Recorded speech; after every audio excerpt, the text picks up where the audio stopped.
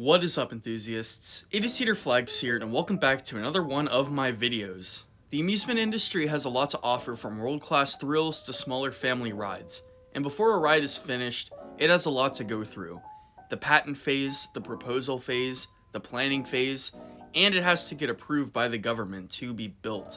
And inevitably, this has led to many great ideas for coasters being scrapped over the years due to multiple reasons. The price was too high, the manufacturer and the park got into an argument, or various other reasons. So I know other YouTubers have talked about coasters that never happened, but I found a few of these rides that not a lot of people have talked about, or no one's talked about.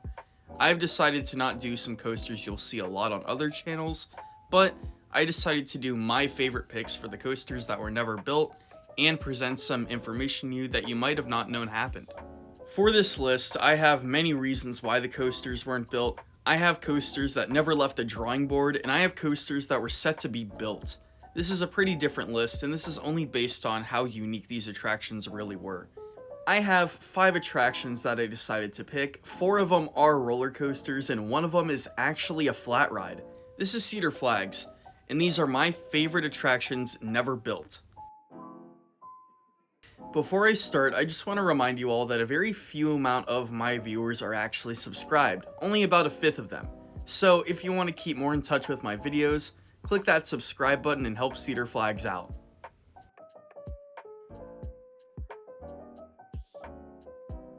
The first coaster I want to talk about is probably one of the most well-known ones on here. It is Cedar Point's B&M Hyper Floorless, and it was proposed. Maverick is a very well-respected coaster. Built in 2007, it has an extreme cult following and is one of many people's favorite rides. I gotta say, personally, it's in my top 5 out of over 100. It's a very unique roller coaster, and even more unique for its time.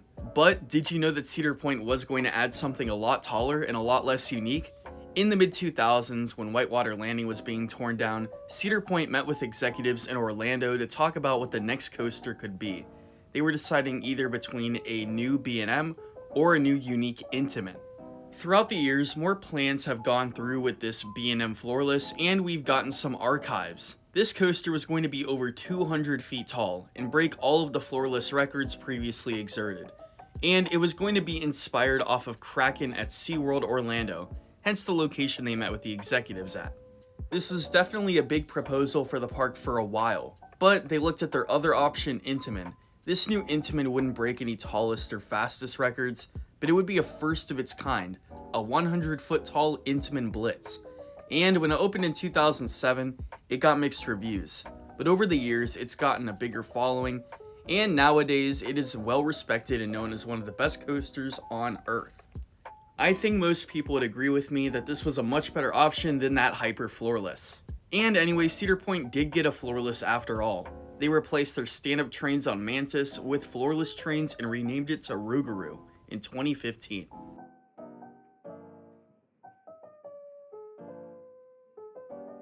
Most of the time, flat rides are nowhere near as intriguing as roller coasters, but I would completely argue that this is the exception. I'm talking about Halo NYC, and the status was announced. So you might be asking yourself, what's so special about this? Well, it would have been the world's tallest and fastest drop tower. How tall? Well, in June of 2016, a massive drop tower complex was proposed over Madison Square Garden, right in the middle of Manhattan, and the tallest towers would be 1,200 feet tall. Think about that for a second. The world's tallest drop tower as of right now is Zumanjaro at Great Adventure, and that's only a little more than 400 feet. This would triple that size. And it's also noted to mention that some of these would just be observation towers that would take you to the top and slowly bring you down, but others would be drop towers. This would have been built by S&S Worldwide, and at the time would have been one of the tallest structures in all of Manhattan. This was eventually scrapped, and it was a really ambitious plan. I really don't know why exactly it did get scrapped, but the rumor is that it was just low interest and a very large price tag. If you want more information on this, I did do a full video on that. I will leave that in the description below, so if you want to check out a special on that, definitely check it out. This one was definitely the least known out of the 5. This is the Six Flags Magic Mountain 200-foot tilt coaster. This took place in the late 1990s, even before Gravity Max was built. Before Vekoma, the first company to think about a tilting roller coaster was Gaia Vinola, the company known for building 3.5 coasters. Gaia Vinola is a pretty interesting manufacturer, but Six Flags was opting to work with them at the time in the early 2000s, building Goliath and Titan. But they didn't want to stop there. After X, they wanted to build something revolutionary, and something in the spot of what is now Crazanity. After X, they were going to build a 200-foot tilt coaster, and it was going to be absolutely massive. This is what we know about it. The coaster would have had 2 inversions, it would have been exactly 200 feet tall, it would have been a 90-degree tilt leading into a beyond vertical drop, and it would have 4 across seating, unlike the other Gaia Vinola coasters out there. But the plans were likely scrapped due to Gaia Vinola breaking up and going bankrupt in the early 2000s before they could plan even more.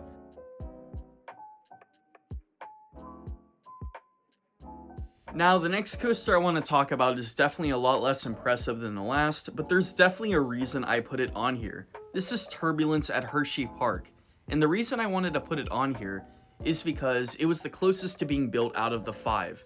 It was ready to be built, there were plans of it on the website, and they even had a public announcement all the way back in 2004 for enthusiasts to watch. In 2004, Stormrunner was built, this massive intimate accelerator coaster that is well respected and very well loved. And after that, there was still hype going on with enthusiasts all across the world that were so intrigued by Stormrunner. So they announced a brand new coaster in the Founders Way section of the park for the 2005 season, and it would be an interactive rides coaster ball known as Turbulence. Throughout the winter months, hype started to fade as Hersheypark posted no teasers, no construction updates, or no visible progress of the ride. And there was a public lawsuit between Hersheypark and Interactive Rides after Interactive Rides said that the ride would be much more expensive than previously planned. The plans were eventually scrapped after the lawsuit, and it was actually both the manufacturer and the park that were in the wrong, according to the judge. Now, I won't go too much into detail when talking about this because a good friend of mine in the community made a much better video about it. His name is Hershey Addict, and I will leave a video link for that in the description as well, so definitely go check his video out about this ride. The final coaster I'm talking about on this list is definitely the most confusing. This was Busch Gardens Williamsburg's original Project Madrid, and I really don't know what the status of this ride is. There was a project we know the least about, and this is because the plans were changed so many times throughout the course of so many years. Let's go back all the way to 2011, when Busch Gardens Tampa added Cheetah Hunt, an Intamin multi-launch, and they wanted to do the same for Busch Gardens Williamsburg in the coming years. They did add Verbolten first, which was a pretty nice addition to the park, but they wanted to add an extreme multi-launch, something unlike even Cheetah Hunt and Verbolten, something that would break records, and something that would be an absolute incredible staple to Busch Gardens Williamsburg, and be a good competition for King's Dominion, who just came out with an Intamin Giga. We know that they were discussing Project Madrid, which started a lot of rumors. Was it going to be a new coaster, or was it going to be a completely new area themed to Spain? But this is what we know. In July of 2017, permits were filed for a 315-foot attraction. Speculation started going crazy, and many people thought it was going to be a Giga. In July of 2019, Pantheon was announced, a brand new launch coaster, and it was full circuit and 178 feet tall. Many enthusiasts were extremely confused because they thought that a 300-foot multi-launch coaster was coming to the park, but it looks like it's only going to be 180 feet. But in January of 2020, we got a more interesting piece of the puzzle. A separate Intamin launch coaster was leaked, now oftenly referred to as Drakenspire. This time it was a shuttle coaster and a Giga. It was a very short version of what Pantheon has become, and a lot of enthusiasts were very confused on why they would make a shorter but taller version of Pantheon in the same park. And I guess this could be a coaster within the video that was scrapped, but at the same time, I think there's a bigger piece to the puzzle, and a lot of other enthusiasts would agree. A lot of enthusiasts have seen other plans and other scraps and have theorized that Drakenspire and Pantheon were originally the same ride. Pantheon and Drakensspire would have been a part of the same layout, and would have been over 300 feet tall at a point in the ride. It would go over the Rhine River in the original project, and be much more ambitious than it is right now. So, what do you think about this? If I think it came to that Giga Pantheon, I think this could possibly have been the best coaster on Earth. Pantheon already looks like a good rival for the best on Earth. Think about what a Giga Pantheon would have been like. This would have been absolutely ambitious, and would have easily been the new standout coaster at the park and SeaWorld parks entirely. This is why I put it at the final spot, because I think this was the most ambitious roller coaster never built. But anyway, that is my video. Let me know how you enjoyed the video. Let me know in the comments below what you thought about it. Definitely go check out those 2 other videos I mentioned throughout the video, and tell me what you think are some other great roller coasters that were never built. Tell me if you've learned anything today. I tried to make these selections as unique as possible because I watched a bunch of other videos on the same topic, and I didn't see some of these rides added. So let me know how it was in the comments below, and I'll see you all in the next video. This is Cedar Flags, and I'll see you all later.